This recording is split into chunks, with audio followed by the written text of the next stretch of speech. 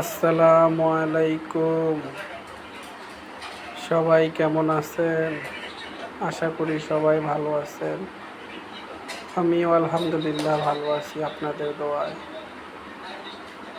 একটা বিষয়, সেটা হলো যে মাইলস্টোন কলেজের যেই দুর্ঘটনাটা ঘটলো, এতগুলা বাচ্চা মারা গেল, এতগুলা বাচ্চা আহত হলো। মানুষ কত খারাপ! একটা লোক বাচ্চা পানি পানি করতেছে,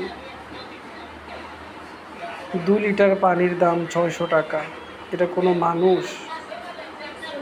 বিপদে মানুষ মানুষের পাশে থাকবে তা না করে এই বিপদের মধ্যেও মানুষ সুযোগ খোঁজে। 2 লিটার পানির দাম যদি 600 টাকা হয়, তাহলে আমরা শালা কোন দেশে আছি? এটা কোনো দেশ?